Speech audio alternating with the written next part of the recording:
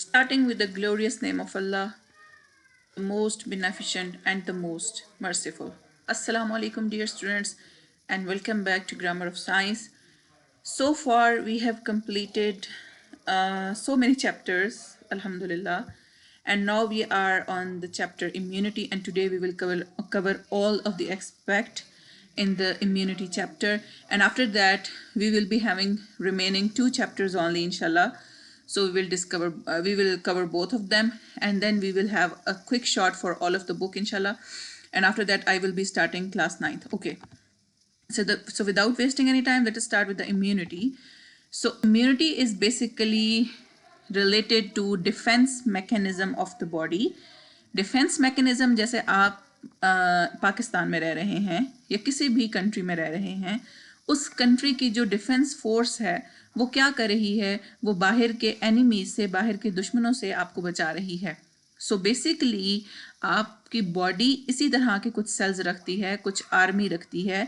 वो आर्मी आपको बाहर से आने वाले दुश्मनों से बचाती है जो आपकी बॉडी के लिए ठीक नहीं है. तो ये किसी भी इन्फेक्शन के अगेंस्ट हो सकती है, किसी भी बीमारी के अगेंस्ट हो सकती है, फॉरेन पार्टिकल के अगेंस्ट हो सकती है, किसी बीमारी के अगेंस्ट हो सकती है, यानी कोई भी ऐसा हार्मफुल कंटेंट जो आपकी बॉडी की तरफ आ रहा है, उससे बचने के लिए नेचर ने आपको बहुत ज़्यादा सेल्स दिए हैं और डिफरेंट टाइप्स के सेल्स दिए हैं. वो सेल्स बेसिकली इम्यूनिटी का सिस्टम बना रहे हैं. ठीक है, और ये इम्यूनिटी का सिस्टम आपको मल्टीपल पैथोजेन से बचाता है, जैसा कि यहाँ पर एग्जांपल्स मेंशन्ड है: बैक्टीरिया, वायरसेस, फंजाई, पैरासाइट्स और दूसरे फॉरेन पार्टिकल्स. अगर आप लोगों को याद हो, लास्ट चैप्टर के अंदर हमने कुछ डिजीजेस को डिस्कस किया था. आपने देखा था कुछ डिजीजेस ऐसी थी जो बैक्टीरिया कॉज करता था.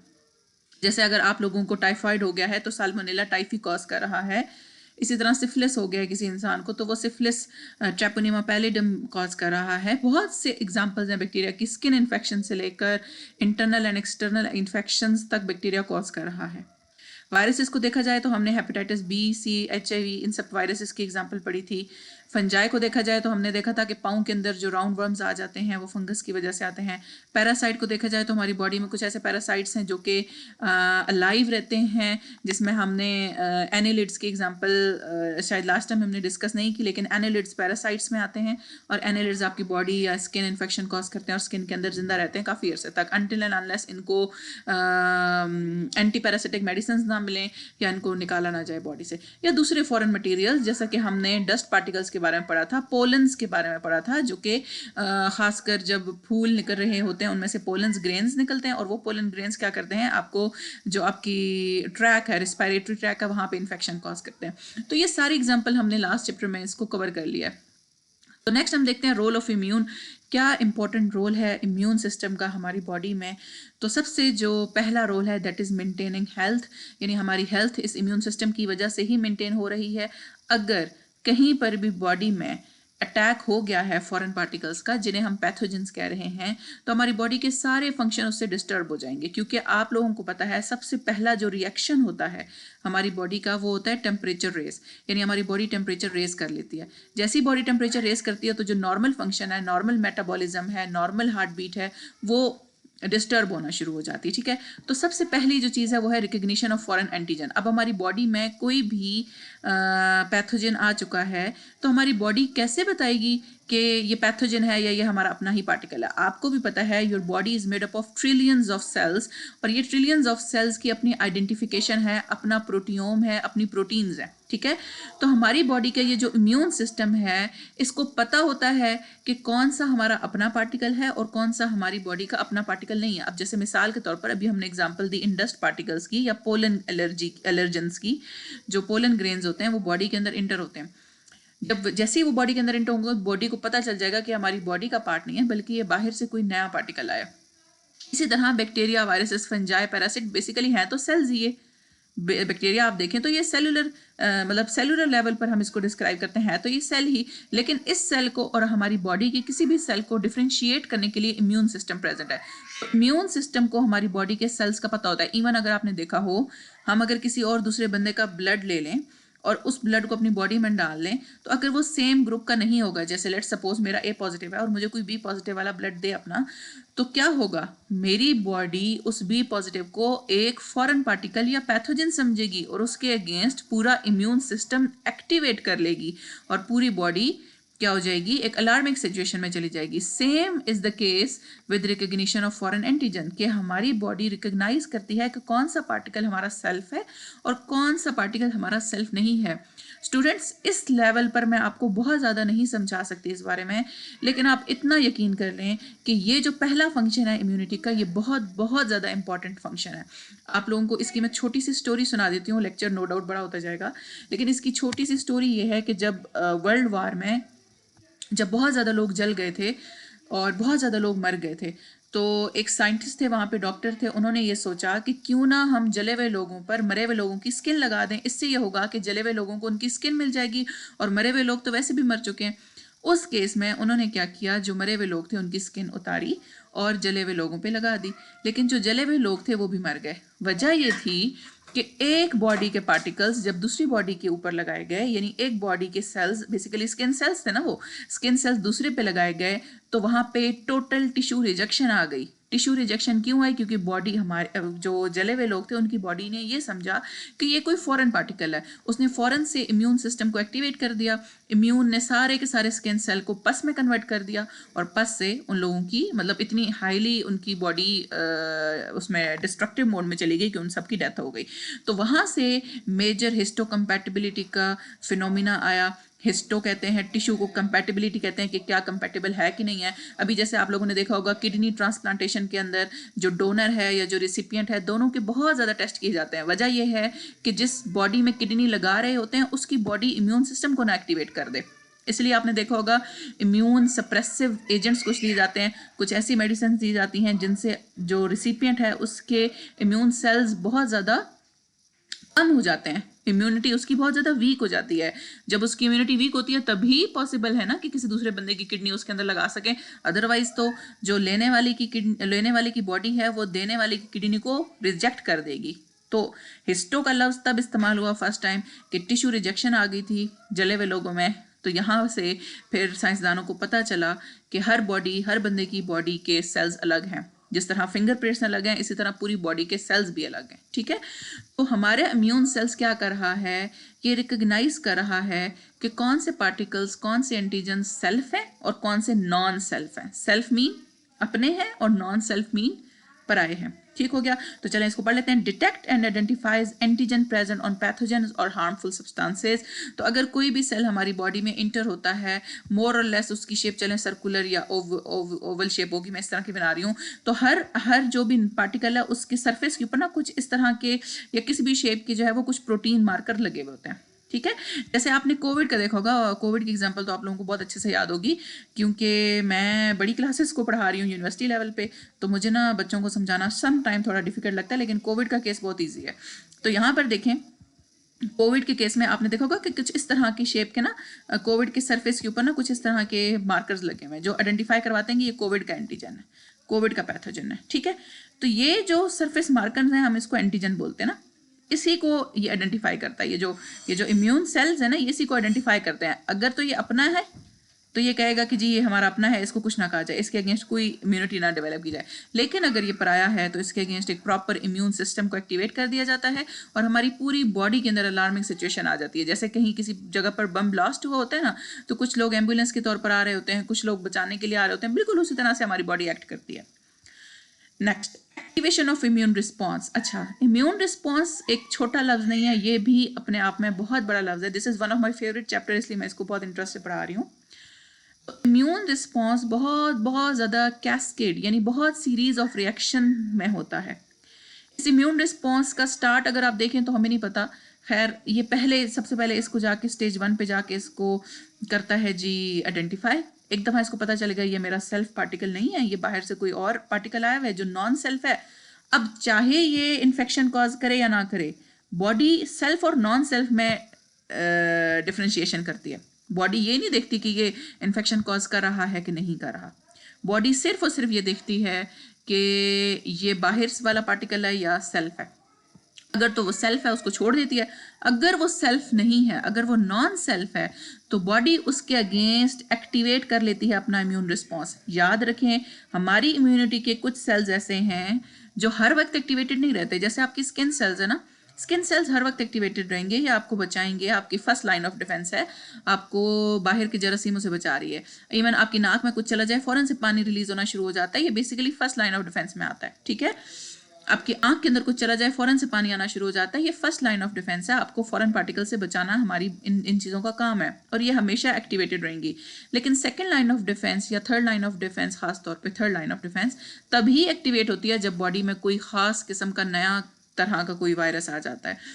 तो बॉडी क्या करती है, इम्यून रिस्पॉन्स को एक्टिवेट कर देती है। अब इसके नतीजे में बॉडी अपना टेम्परेचर भी रेज कर सकती है, बॉडी रेडनेस कॉज कर सकती है। जैसे आपकी नाक में कुछ जाता है तो आपकी नाक रेड हो जाती है ना, बिल्कुल इस तरह से बॉडी में अगर कहीं पर कुछ चला जाए, लेट सपोज मैं एग्जांपल दूं, आपके कंधे पे कुछ लग जाए तो कंधा स्वेल कर जाता है एकदम, ऐसा ही है, और रेडनेस हो जाती है क्योंकि वहाँ पे ब्लड फ्लो ज़्यादा हो जाता है। नेचर या अल्लाह ताला ये चाहते हैं कि जिस जगह पे इन्फेक्शन आए वहाँ पे ज़्यादा ब्लड आए।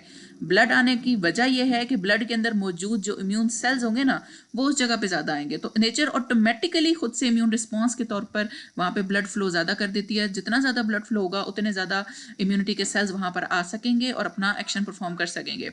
सो समझें, ब्लड एक मीडियम है जिसमें चल के वो इम्यून सेल्स आएंगे और हमें उस बीमारी से या उस इन्फेक्शन से निजात देंगे। तो बेसिकली ये इम्यून सिस्टम एक्टिवेट होने की निशानियां हैं। जैसे आपके अंदर कोई भी बीमारी गई है, सबसे पहली चीज़ आपका टेम्परेचर रेज होता है, दूसरी चीज़ आपको रेडनेस कॉज होती है, इन्फ्लेमेशन कॉज होती है, सेल स्वेल करना शुरू कर देते हैं। तो ये कुछ कॉमन रिस्पॉन्सेज हैं जिनको बॉडी एक्टिवेट करती है। इन रिस्पॉन्सेज को क्यों एक्टिवेट करती है, क्योंकि एक मिसाल मैं आप लोगों को देती हूँ टेम्परेचर रेज की। आपको पता है कि आपकी बॉडी 37 पर बहुत अच्छा काम कर रही है, ठीक है, ये बात किसी बैक्टीरिया या वायरस को भी पता है।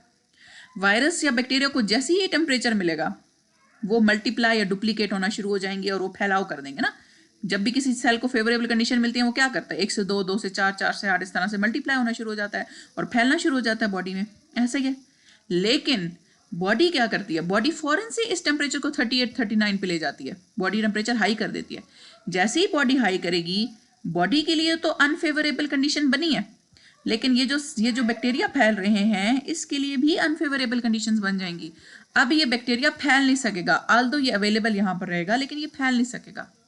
तो पहला रिस्पॉन्स जो भी बॉडी करेगी वो करेगी टेम्परेचर रेस, ठीक है। तो टेम्परेचर रेस का हमें फ़ायदा होता है अगर शुरू के कुछ दिनों में आपका टेम्परेचर रेज हो रहा है, अनटिल एंड अनलेस कोई बहुत बड़ी बीमारी नहीं है, तो आप अपना टेम्परेचर रेज होने दिया करें, ठीक है। वो एक अलग कहानी है कि पैरासिटामोल या इस तरह की जो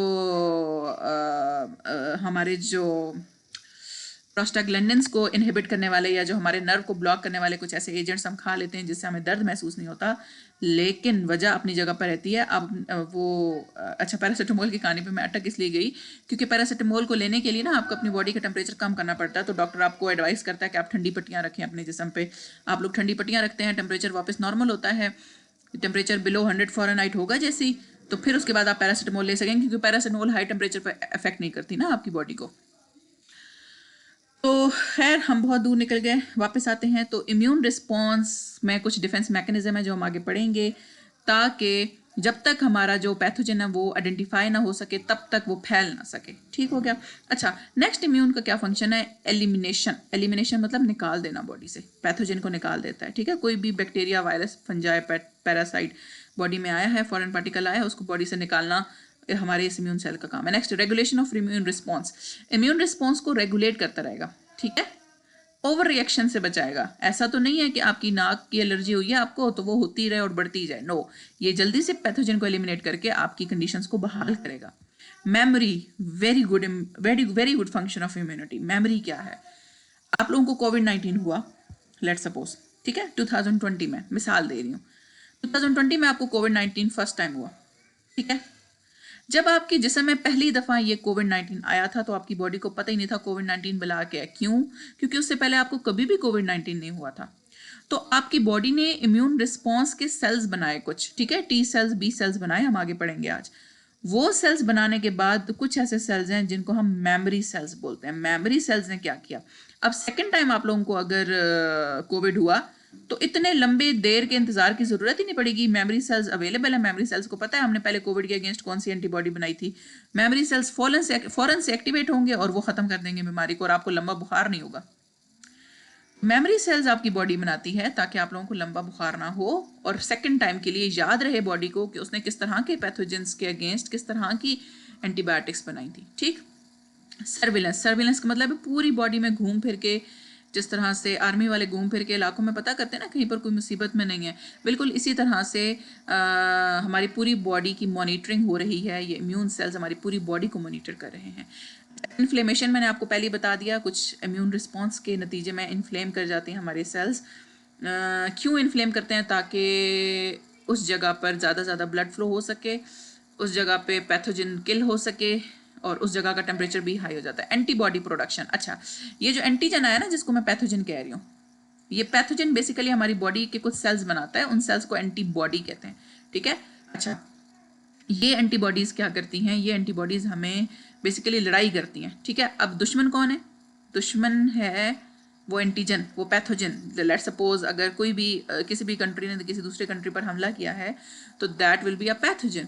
लेकिन पैथोजन के अगेंस्ट हमारी आर्मी जो है ना, दैट विल बी एंटीबॉडी। तो एंटीबॉडी इस पैथोजन के साथ लड़ाई करेगी, इनकी आपस में लड़ाई होगी। ठीक है। ओके। नेक्स्ट है cell mediated immunity. Cell mediated immunity का मतलब है सेल परफॉर्म कर रहा है कोई एक्शन। ठीक है। और किसी सेल की वजह से ये एक्शन हो रहा है। जैसे इन्होंने एग्जांपल दी हुई है, टी सेल होते हैं, बी सेल्स होते हैं, इसी तरह से खैर बी सेल एंटीबॉडीज प्रोड्यूस करते हैं। ठीक है। तो एंटीबॉडी पूरी बॉडी में रिलीज हो जाती हैं, तो वो सेल मीडिएटेड नहीं होगी, वो अलग इम्यूनिटी है। ठीक है। ये सेल मीडिएटेड क्या है कि सेल के साथ जुड़े हुए ही कोई चीज़ जो है वो immune response. Macrophages cell mediated क्यों है? एक सेल है हमारी बॉडी का जिसका नाम है मैक्रोफेज। मैक्रो कहते हैं बड़े को, फेज कहते हैं खाने को। तो ये एक बड़ा सा सेल होता है जो, लेट्स सपोज ये फॉरेन पार्टिकल है ना, लेट्स सपोज कोई भी फॉरेन पार्टिकल है, मैं इसको इस तरह से निशानी दे देती हूँ। ये जो बड़ा सा पैथोजन है ना, ये इसके पास आएगा, ऐसे मुंह खोलेगा इसके पास आके। ठीक है। फिर अगली बारी में इसको इनगल्फ कर लेगा, ऐसे इसकी शक्ल तब्दील होती रहती है, अंदर इनगल्फ कर लेगा। अब ये इसको तोड़ेगा फोड़ेगा, इसको जब तोड़ेगा फोड़ेगा तो इसकी कोई हालत नहीं रहेगी बेचारे की। ठीक है। तो ये मैक्रोफेजेस या nature killer cells, NK cells, nature killer cells, ये भी किल करते हैं। नेचर किलर नाम ही किलर है, किल करेंगे इन्फेक्शंस को या नॉर्मल सेल्स को। नेक्स्ट, अब सारा कुछ हो गया, सारे इम्यून रिस्पॉन्स हो गए, तो रिपेयरमेंट तो होनी है ना। रिपेयरमेंट होगी, हमारे टिश्यू रिपेयर करेंगे खुद को। सेल्फ टॉलरेंस वही वाली बात है, सेल्फ और नॉन सेल्फ के दरमियान रिकग्निशन करने वाली। इस फंक्शन को हम यहाँ पे पढ़ चुके हैं यहाँ पर। तो सेल्फ टॉलरेंस क्या है कि ये सेल्फ को नॉन सेल्फ से अलग करेंगे और ख़ुद के सेल्स के अगेंस्ट कोई एक्शन नहीं लगाएंगे। अच्छा, सेल्फ टॉलरेंस अगेन बहुत इंपॉर्टेंट फंक्शन है। कैसे? कुछ इंसान ऐसे हैं जिनके पैंक्रियाज ने इंसुलिन प्रोड्यूस की, लेकिन उस इंसुलिन को बॉडी ने नॉन सेल्फ समझना शुरू कर दिया। क्या होगा? हमारी बॉडी अपने ही बनाए हुए इंसुलिन के अगेंस्ट एक्शन करना स्टार्ट करना शुरू कर देगी। इसको कहते हैं ऑटो इम्यून डिसऑर्डर, यानी अपने ही सेल्स को, ऑटो मीन सेल्फ, इम्यूनिटी का, डिसऑर्डर बीमारी है, ऑटो इम्यून डिसऑर्डर, जिसमें अपने ही सेल्स की इंसुलिन बंदे को पराई लगना शुरू हो जाती है और इम्यून सेल्स एक्टिवेट हो जाते हैं और बंदे को इंसुलिन बंदे की काम नहीं कर सकती।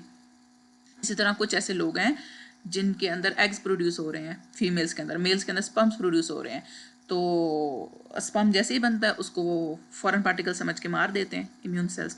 तो ये बीमारियां हैं बंदों के अंदर मुख्तलिफ। ठीक है। तो सेल्फ टॉलरेंस क्या है? अपने सेल्स को अपना समझना। और अगर बॉडी अपने सेल्स को अपना नहीं समझती, विच मीन्स वो ऑटो इम्यून डिसऑर्डर का शिकार है। Cancer prevention. अच्छा, हमारी बॉडी कुछ ऐसे सेल्स बना देती है जो ट्यूमर कॉज करते हैं, कैंसर कॉज करते हैं, तो उनको भी ये इम्यून सेल डिटेक्ट करते हैं। एलर्जी, कुछ एलर्जीज़ हैं जो हो जाती हैं ऐसे सब्सटेंसेस की वजह से जो हमारे लिए हार्मफुल नहीं होते, जो हमें नुकसान नहीं पहुंचाते, लेकिन उनके अगेंस्ट वो हैं तो नॉन सेल्फ ना, हैं तो फॉरेन पार्टिकल्स, तो उनके अगेंस्ट हमारी बॉडी एक्शन परफॉर्म करना शुरू कर देती है। क्लॉटिंग स्पॉट क्या है कि अगर कहीं पर हमें कोई ज़ख़म लग गया है तो हमारा ब्लड फ़ौरन से उस जगह पे क्लॉट होना शुरू हो जाएगा, तो जो ब्लड है वो लीक नहीं हो सकता, वो ज़ाया नहीं हो सकता, हमारी बॉडी का वेस्ट नहीं होगा। तो कुछ ऐसे पर्सनस हैं जिनके अंदर ब्लड क्लॉटिंग कैपेबिलिटी नहीं होती, तो उनको क्या करता है, अगर एक माइनर सा कट भी लग जाए तो उनकी पूरी बॉडी का ब्लड रिलीज़ हो जाता है उसी छोटे से सुराख से। इसलिए उन लोगों को बहुत बचत की ज़रूरत होती है, वो बहुत बचाते हैं खुद को कि उन्हें कोई ज़ख़म ना लगे। रिमूवल ऑफ सेल डेब्रिस, जो सेल का बचा खुचा कचरा है वो भी रिमूवल किसका काम है? इम्यूनिटी के सेल्स का काम है। ओके तो हमारे इम्यून सिस्टम का पार्ट कौन कौन सी जगह हैं? वैसे तो पूरा बॉडी ही इम्यून सेल्स बना मतलब के तौर पे एक्ट करिए, इम्यून सिस्टम के तौर पे एक्ट करिए, लेकिन मेजर जो ऑर्गन्स हैं उनमें टॉन्सिल्स हैं, लिम्फ नोड्स हैं, थाइमस है that is basically an organ, spleen है, बोन मैरो है, bile acid and gastric acids हैं जो कि पीएच को चेंज करके हमारी बॉडी को पैथोजन से बचाते हैं, अपेंडिक्स है जिसको हम समझते थे कि कोई उसका नुकसान फ़ायदा नहीं है, लेकिन इसका बहुत इंपॉर्टेंट फ़ायदा है ख़ासकर इम्यूनिटी के अंदर भी, और इसके साथ साथ विटामिन के की प्रोडक्शन, इसमें कुछ खास ऐसे बैक्टीरियाज होते हैं जो विटामिन के की प्रोडक्शन कर रहे हैं। एंड पेयर्स पैचेस जो है बेसिकली यहाँ पर लिम्फेटिक सिस्टम का पार्ट है जो इसी इंटेस्टाइन के आसपास है। एंड देन फीवर यानी कि बॉडी का टेम्परेचर रेज। तो टॉन्सिल आपने देखा होगा कि अक्सर इनके अंदर जो ना जमा हो जाते हैं फालतू चीज़ें, तो फिर टॉन्सिलाइटिस हो जाता है, बंदे को मम्स हो जाते हैं बहुत, मतलब ये स्वेल कर जाते हैं, मम्स तो नहीं, खैर ये स्वेल कर जाते हैं। नेक्स्ट लिम्फ नोड्स जो हैं वो लिम्फेटिक सिस्टम के एंड पर ना छोटे छोटे इस तरह के नोड्स अवेलेबल हैं, जब इनके अंदर जरासीम बहुत ज़्यादा इकट्ठे हो जाएं तो ये सूज जाते हैं। तो अक्सर कैंसर के पेशेंट्स को अगर आप देखें तो उनके अंडर आर्म्स में या गले के पास पास ना ये नोड्स सूजी हुई होती हैं क्योंकि उनके अंदर बहुत ज़्यादा कैंसेरियस जो पार्टिकल्स हैं वो आए हुए होते हैं। थाइमस जो है वो समझ लें कि ये अवेलेबल होता है हमारी बॉडी में, और ये स्प्लीन के साथ मिल के जब वो एक्शन परफॉर्म करता है। इसी तरह से बोन मैरो के अंदर कुछ इम्यून सेल्स प्रोड्यूस हो रहे हैं, और बाइल का तो मैंने बता दिया आपको, पीएच चेंज करता है। इम्यून सिस्टम में क्या है? नेटवर्क है, पूरा नेटवर्क है, ठीक है। और इस नेटवर्क में सेल्स भी इन्वॉल्व हैं, सेलुलर लेवल पर ये नेटवर्क है, टिश्यू भी इन्वॉल्व हैं, ऑर्गन्स भी इन्वॉल्व हैं, और इसके साथ साथ प्रोटीन्स तो इन्वॉल्व हैं ही हैं क्योंकि प्रोटीन्स बेसिकली एंटीजन और एंटीबॉडीज़ हैं, प्रोटीन से मिलकर ही बनी होती है एंटीजन एंड एंटीबॉडीज, ठीक है। और ये डिस्टिंग्विश करता है सेल्फ एंड फॉरेन पार्टिकल्स के अंदर अंदर, और ये बेसिकली बहुत इंपॉर्टेंट एक्शन परफॉर्म करता है। सम टाइम इसका एक्शन क्विक होता है, सम टाइम थोड़ा डिलेड होता है, डिपेंड करता है कि बॉडी ने किस तरह से सेल्स को डेवलप करना है, और ये एलर्जीज का रिएक्शन होता है। अब जो भी हमने पीछे जगहों की बात की थी वो देखें, यहाँ पर एडिनोइड्स एंड टॉन्सिल्स की आपको जगह नजर आ रही है, थाइमस जो है वो आपके नेक रीजन के बिलो मौजूद है, स्प्लीन इस जगह पे मौजूद है, लिम्फेटिक्स अवेलेबल है। ये जो सारी ग्रीन कलर की नालियां नजर आ रही हैं बेसिकली लिम्फेटिक सिस्टम है। इसका मेजर काम तो यही है कि ये एक्स्ट्रा फ्लूइड को बॉडी के अंदर जो है वो रिटेन करता है कुछ देर के लिए, फिर वापस ब्लड सेल्स में भेजता है और कुछ जो है वो आउट करवाता है बॉडी से। लेकिन इसकी नोड्स आप लोगों को नजर आ रही होंगी, ये नोड्स स्वेल कर जाती हैं जब खासकर किसी बीमारी या किसी इन्फेक्शन का बॉडी के अंदर ज़्यादा मतलब डेवलपमेंट हो रही हो, ठीक है। पेयर्स पैचेस इस इंटेस्टाइन के पास आपको नजर आ रहे हैं, अपेंडिक्स नजर आ रहा है, फिर लिंगुअल लिम्फेटिक नोड्स नज़र आ रहे हैं, फिर इसी तरह बोन मैरो नज़र आ रही है। तो ये सारी चीज़ें आपका इम्यून सेल्स या इम्यून सिस्टम बना रही हैं, सॉरी इम्यून सेल्स नहीं, इम्यून सिस्टम बना रही है। फिर इसमें ऑर्गन्स को वन बाय वन हमने देखा, तो सबसे पहले हमारे पास आ गया बोन मैरो। तो बोन मैरो यानी कि हड्डी का गूदा, हड्डी के अंदर मौजूद, आपने देखा होगा वाइट या ब्लैकिश या ब्राउनिश कलर में एक गूदा होता है, और वो गूदा क्या करता है, वो हेल्प आउट करता है डिफरेंट सेल्स बनाने में, इम्यूनिटी में की डेवलपमेंट में हेल्प करता है। तो ज़्यादा जो सेल्स बन रहे होते हैं इसके अंदर रेड ब्लड सेल्स, जो आपकी बोन मैरो है ना उसके अंदर रेड ब्लड सेल्स बन रहे रीढ़ की हड्डी में, लेकिन साथ white blood cells and platelets भी यहाँ से बन रहे हैं, और न्यू सेल्स जो है वो बिलियंस ऑफ सेल्स फॉर्म हो रहे हैं यहाँ पर, जिनमें बी सेल्स हैं, टी सेल्स हैं, और बी सेल्स बेसिकली मिच्योर होते हैं बोन मैरो के अंदर, ठीक है। तो before B cells and before bone marrow, इनका नाम ही बी इसलिए पड़ा क्योंकि ये बोन मैरो से निकलते हैं, ठीक। और टी सेल्स क्योंकि थाइमस में जाके मिच्योर होते हैं तो इसलिए उसका नाम टी सेल्स पड़ा, यानी थाइमस के सेल्स, ठीक है। तो बी सेल्स बेसिकली यहाँ से मिच्योर हो रहे हैं और प्रोड्यूस दोनों हो रहे हैं, इसलिए इसको हम बी सेल बोलते हैं। नेक्स्ट आ जाए थाइमस टी सेल्स। तो ये देखें यहाँ पर लिखा हुआ है site of T cell maturation, क्योंकि टी सेल्स यहाँ पर मैच्योर हो रहे हैं। याद रखें जो बनने की जगह है वो बोन मैरो ही है, चाहे वो बी सेल्स हों चाहे वो टी सेल्स हों, वो बोन मैरो में रहे हैं, लेकिन उनकी मैच्योरेशन की जगह अलग है। बी सेल्स बोन मैरो के अंदर ही मैच्योर हो रहे हैं और टी सेल्स थाइमस के अंदर। बोन मैरो मैंने आपको बताया कि ये हड्डी के अंदर जो गूदा होता है इसको बोल रहे हैं, ठीक है। और ज़्यादातर ये जो रीढ़ की हड्डी का गूदा है ये सबसे ज़्यादा इंपॉर्टेंट है इस तरह के सेल्स की डेवलपमेंट में। नेक्स्ट हमारे पास आ गया लिम्फेटिक सिस्टम, जो मैंने आपको लास्ट टाइम भी ग्रीन कलर में यहाँ पर भी दिखाया है, और यहाँ पर तो पूरी बॉडी का आपको नजर आ रहा है। ये आपको मैंने कहा था नेक के पास, अंडर आर्म्स, ये दोनों साइड्स रीजन पर और घुटनों के पास और इस जगह पर ये ज़्यादा होते हैं, अदरवाइज ये पूरी बॉडी में फैले हुए होते हैं। जो नोड्स होते हैं वो ज़्यादा इन जगहों पर होते हैं, ठीक है। अब ये लिम्फेटिक नोड्स, ये छोटे छोटे जो मटर की तरह के दाने नजर आ रहे हैं ये हैं, और लिम्फ वेसल्स, ये सारी वेसल्स हैं जो पूरी बॉडी में ब्लड वेसल्स की तरह फैली हुई हैं, तो ये इम्यूनिटी के अंदर बहुत इंपॉर्टेंट इसका है। तो ये क्या करता है, यहाँ पर एक फ्लूइड जमा होता है जिसको हम लिम्फेटिक फ्लूइड बोलते हैं, वो लिम्फेटिक फ्लूइड ये डिस्ट्रीब्यूट कर रहा है बॉडी में या आउट ऑफ द बॉडी, तो इसलिए हम इसको लिम्फेटिक सिस्टम बोल रहे हैं। ठीक है, इसका दूसरा इंपॉर्टेंट काम ट्रैप यानी पकड़ना और डिस्ट्रॉय यानी कि ख़त्म करना किसी भी पैथोजन को है। इसके अंदर दो तरह के सेल्स हैं, इम्यून सेल्स बी और टी दोनों।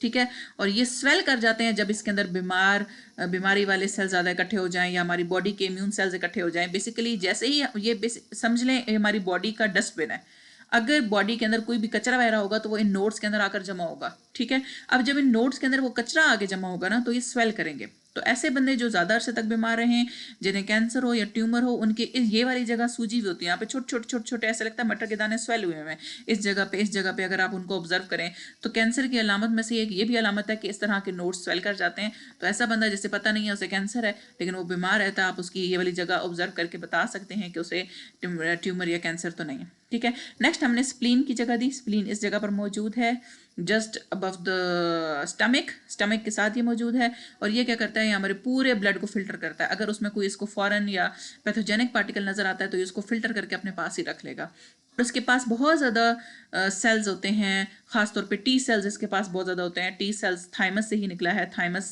सेल्स या टी सेल्स उनको बोलते हैं। और इसके पास इसके अलावा बी सेल्स भी हैं और मोनोसाइट्स भी हैं। ठीक है, मोनोसाइट्स वो वाले सेल्स हैं जिनको मैं इधर पीछे मैक्रोफेज कह रही थी, जो कि आके खा जाते हैं। यहाँ पर ये देखें मैक्रोफेजेस क्या करते हैं, खा जाते हैं फॉरेन पार्टिकल्स को या उन पार्टिकल्स को जो पूरी बॉडी का कूड़ा कचरा हो। ठीक है, नेक्स्ट हमारे पास आ जाता है लिवर। तो लिवर क्या करता है, हमारी बॉडी की डिटॉक्सिफिकेशन साइट है। ये हमारी बॉडी के ऐसी चीज़ें जो फूड के अंदर मौजूद हैं और टॉक्सिक कंपोनेंट्स हैं उनको डिटॉक्सिफाई कर देता है। ठीक है, प्रोड्यूस कॉम्प्लीमेंट प्रोटीन्स, ये प्रोटीन्स को प्रोड्यूस करेगा। फैगोसिटिक सेल्स इसके पास होते हैं जो कि खा जाते हैं ऐसी चीज़ों को जो हमारी बॉडी के लिए ठीक नहीं है। तो बेसिकली स्प्लीन और लिवर दो ऐसी जगह हैं जो हमारी बॉडी का फिल्ट्रेशन प्लांट भी हैं। अब स्प्लीन का इंपॉर्टेंट रोल इम्यूनिटी में इसलिए आता है क्योंकि स्प्लीन टी सेल्स बना रहा है और टी सेल्स आगे जाके बीमारियों के अगेंस्ट लड़ाई करने में हेल्प करते हैं। लेकिन लिवर क्या कर रहा है, ओवरऑल फूड पार्टिकल्स को फिल्टर कर रहा है।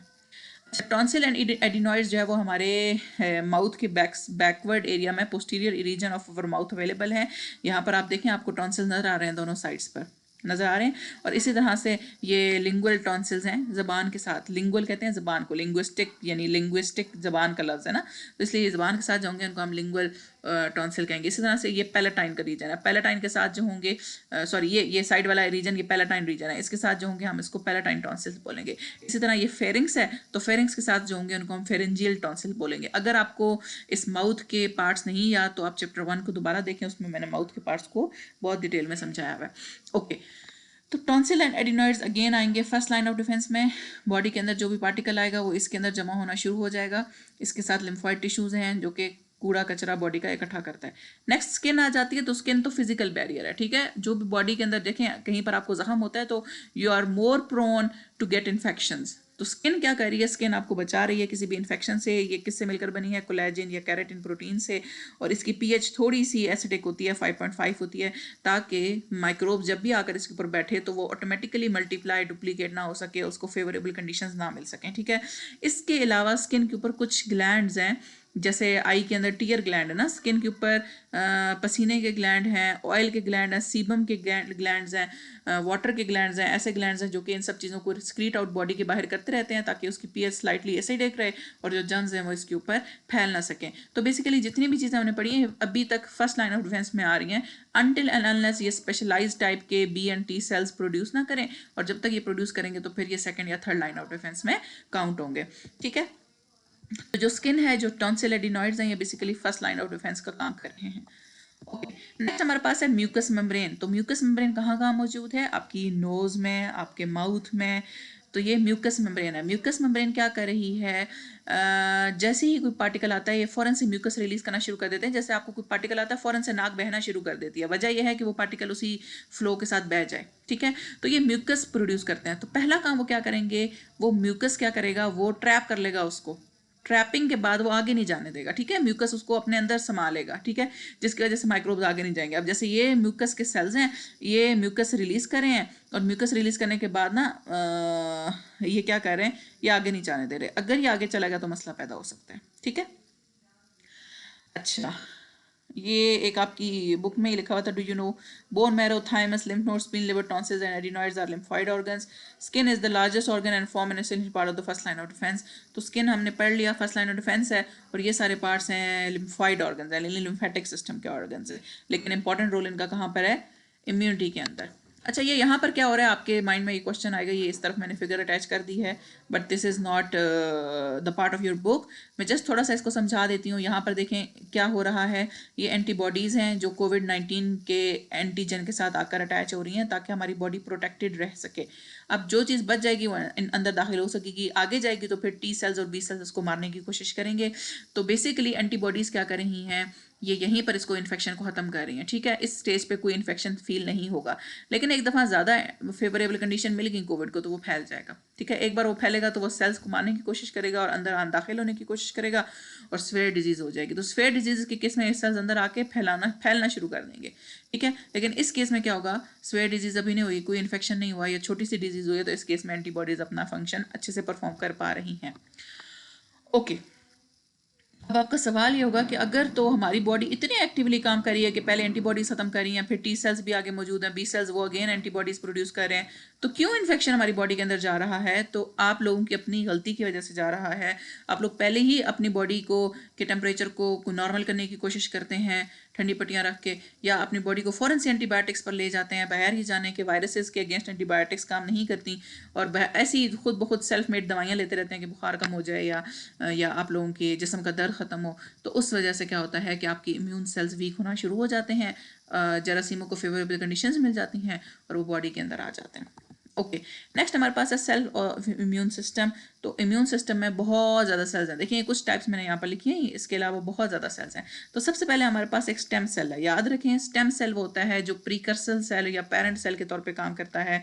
जब ये बड़ा होगा तो ये किसी भी स्पेशलाइज सेल में काम करेगा। तो this is basically non specific, जो बोन मैरो के अंदर मौजूद है। ठीक है, बोन मैरो के अंदर ये या तो लिम्फॉइड सेल्स बनाएगा या माइलॉइड सेल्स बनाएगा। ठीक है, माइलॉइड सेल्स भी आगे जाके कुछ सेल्स बनाता है और लिम्फॉइड सेल्स भी। Lymphoid sales basically lymphatic system के साथ एसोसिएटेड है, इसलिए हम लिम्फॉइड नेम ले रहे हैं। अब देखिए ये तीन तरह के सेल्स बना रहा है, B cells, T cells and NK cells, natural killer cells. ठीक है, तो बी सेल्स आगे जाके मेमोरी बी सेल्स या प्लाज्मा सेल्स बना रहा है। मेमोरी बी सेल्स का फंक्शन हमने देखा था कि ये मेमोरी रखते हैं नेक्स्ट आने वाले यानी एक इन्फेक्शन एक बार हुआ है, जैसे मैंने कोविड-19 की एग्जांपल दी स्लाइड 1 पे, तो दूसरी बार जब कोविड-19 होगा तो ये याद रखेंगे कि ये किस तरह की बीमारी थी और हमने इसके अगेंस्ट कैसे लड़ना है। ठीक, इसी तरह से नेचुरल किलर सेल्स किल करते हैं। टी सेल्स भी देखें तीन तरह, वैसे तो ये 4 तरह के हैं, हम चौथी टाइप आगे जाके पढ़ते हैं। मेमोरी सेल्स हैं, साइटोटॉक्सिक सेल्स हैं, हेल्पर सेल्स हैं, इन सबको हमने आगे पढ़ना है। अच्छा, माइलॉइड सेल्स की भी एग्जांपल्स हैं, देखें न्यूट्रोफिल्स हैं, एओसिनोफिल्स हैं, मोनोसाइट्स हैं।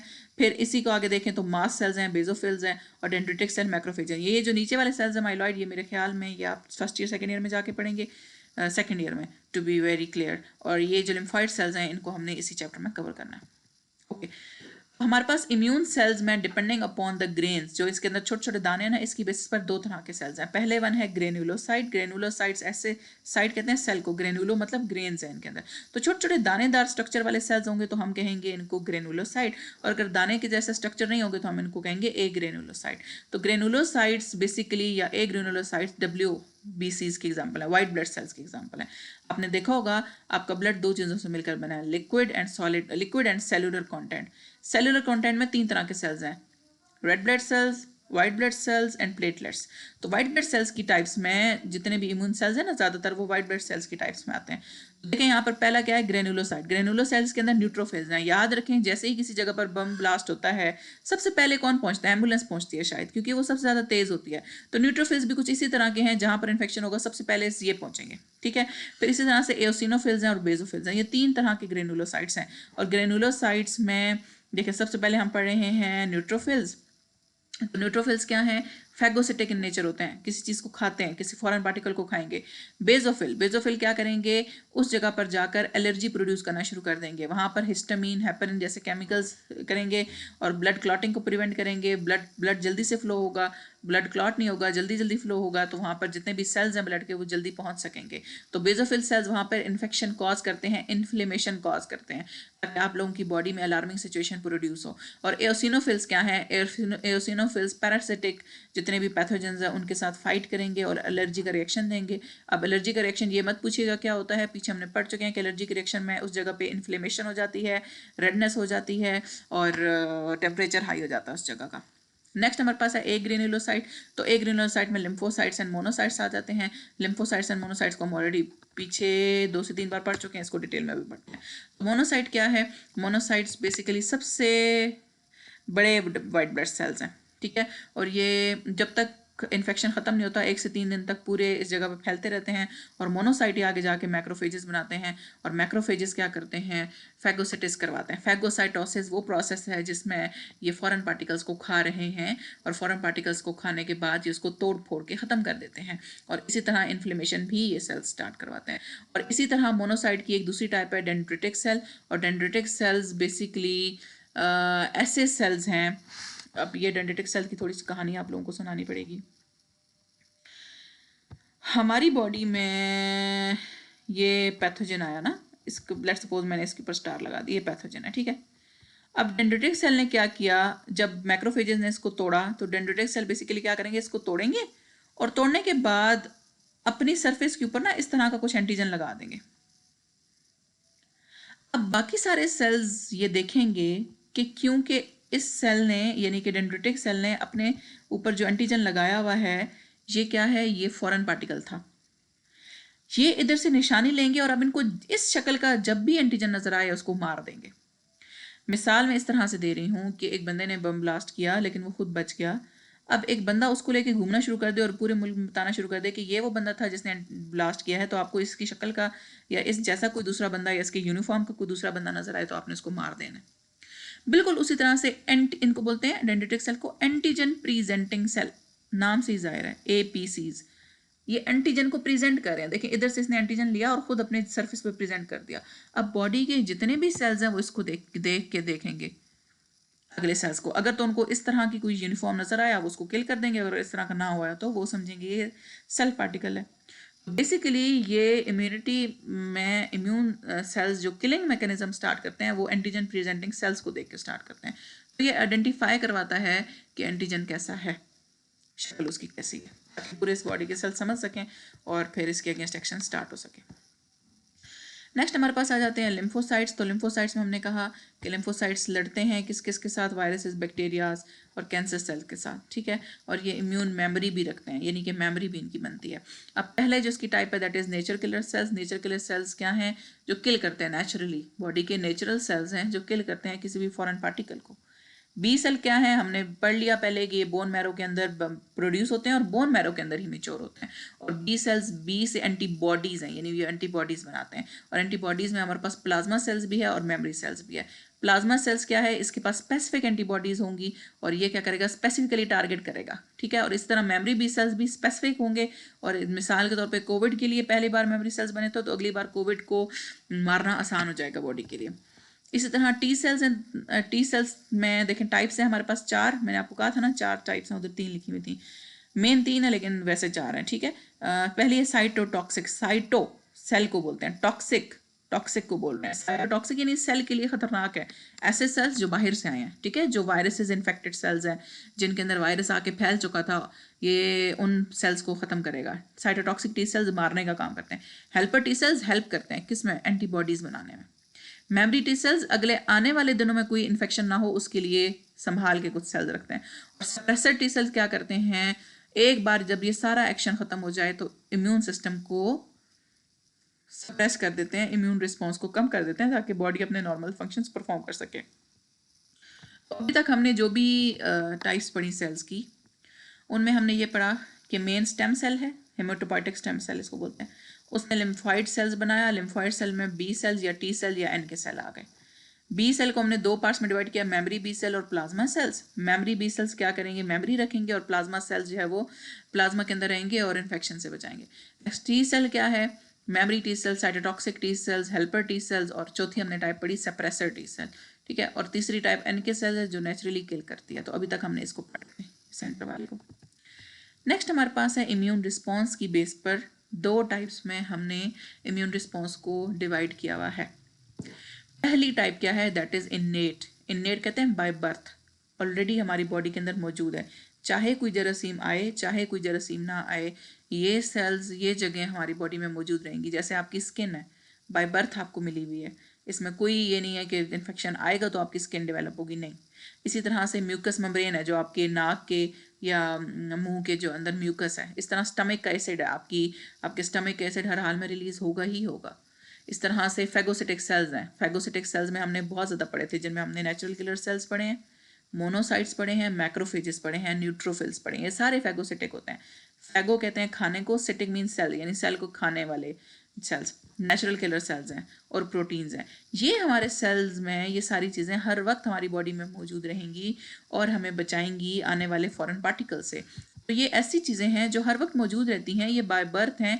ये ऐसा नहीं हुआ कि कोई इन्फेक्शन आया है तो उसके रिस्पॉन्स में हमारी बॉडी ने बनाया, नहीं, ये पहले से हमारी बॉडी में मौजूद थे। इसने हर फॉरेन पार्टिकल को खाना ही खाना है, मैक्रोफेज ने या नेचुरल किलर सेल ने, तो इनको बोलते हैं इन्नेट इम्यून रिस्पॉन्स। ठीक है, दूसरा इम्यून रिस्पॉन्स क्या होता है? इन्नेट तो बाय बर्थ है, दूसरा इम्यून रिस्पॉन्स तब है जो हमने अडॉप्ट किया होता है। हमारी बॉडी में कोई ऐसा जानदार आ जाए जिसको हम पहले नहीं जानते थे, जैसे कोविड आ गया, HIV आ गया, हेपेटाइटिस C B आ गए, ये सारे हमारी बॉडी इनको पहले नहीं जानती थी।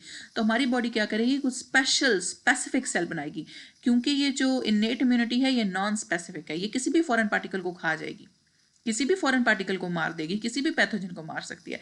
लेकिन जो अडॉप्टिव इम्यूनिटी है ये स्पेसिफिक सेल्स बनाती है, यानी जैसे मैंने आपको मेमोरी सेल्स बोला ना, अगर कोविड की मेमोरी सेल्स हैं तो वो सिर्फ कोविड को किल करेंगे। B सेल्स हैं या T सेल्स अपने जो सेल्स बनाएगा वो सिर्फ और सिर्फ अपने स्पेसिफिक बीमारी को ही किल कर सकते हैं, बीमारी को ही ख़त्म कर सकते हैं, ये नॉन स्पेसिफिक नहीं होते। जो इन्नेट इम्यूनिटी है वो नॉन स्पेसिफिक होती है, लेकिन अडॉप्टिव इम्यूनिटी स्पेसिफिक होती है और एक्वायर्ड होती है, यानी कि बॉडी ने बाद में इसको गेन किया होता है। ठीक है, शुरू में ये स्लो होती है, बाद में ये तेज़ हो जाती है। इसमें देखें B सेल्स आपको नज़र आ रहा होगा, T सेल नज़र आ रहा है और फिर आगे इनकी टाइप्स हैं और साथ मेमोरी सेल्स नज़र आ रहे हैं। और इसी के साथ जो नेचुरल किलर सेल्स हैं वो इन्नेट में भी काम कर रहे हैं और अडॉप्टिव में भी काम कर रहे हैं। ठीक है, अच्छा, B सेल्स और T सेल्स के हम टाइप्स आगे पहले पढ़ चुके हैं पिछली स्लाइड में। अच्छा, ये जो चीज़ें हैं ना इन्नेट वाली, ये आती है समझ लें कि फर्स्ट लाइन ऑफ डिफेंस में आती है। सेकंड लाइन ऑफ डिफेंस में इन्नेट इम्यूनिटी आ गई, सेकंड और फर्स्ट लाइन ऑफ डिफेंस में इन्नेट इम्यूनिटी आती है, लेकिन थर्ड लाइन ऑफ डिफेंस में अडॉप्टिव इम्यूनिटी आती है। यहाँ पर देखें, सेकंड लाइन ऑफ डिफेंस में फैगोसिटिक सेल्स हैं, इन्फ्लेमेशन होती है, अनफेवरेबल कंडीशंस प्रोड्यूस होती हैं बॉडी के अंदर और प्रोटेक्टिव प्रोटीन्स निकलती हैं जिनमें इंटरफेरोन्स यूजुअली रिलीज होते हैं बॉडी में। तो ये जो सारे मैकेनिज्म है ये हम पीछे पढ़ते आ रहे हैं, ये सेकंड लाइन ऑफ डिफेंस का पार्ट है। सबसे पहले सेल्स किन को एक्टिवेट करेगा, वो वाले सेल्स हैं जो इन्नेट में थे। देखिए, natural killer cell, macrophage, neutrophil, basophil, ये सारे यहाँ पर लिखे हुए हैं। ठीक है, न्यूट्रोफिल, बेसोफिल, मास्ट सेल्स, ये सारे।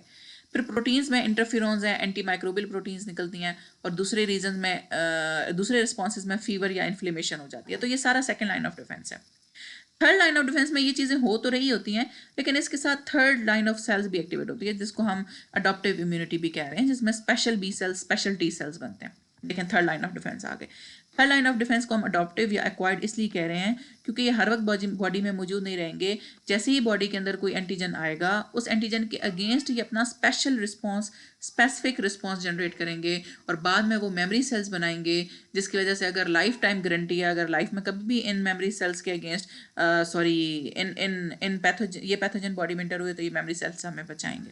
ठीक है, तो यहाँ पर देखिए एंटीजन आए, ये ब्लैक कलर का एंटीजन है। ठीक है, एंटीजन प्रेजेंटिंग सेल ने इसको तोड़ के अपने सामने प्रेजेंट कर दिया, ये प्रेजेंट किया हुआ है, ये प्रेजेंट। अच्छा, MHC2 में आप लोगों को नहीं समझा रही, CD4 नहीं समझा रही, साइटोकाइन डेवलपमेंट प्रोटीन या मेजर हिस्टोकम्पैटिबिलिटी, लेकिन ये ब्लू कलर का देखें प्रेजेंट हुआ है।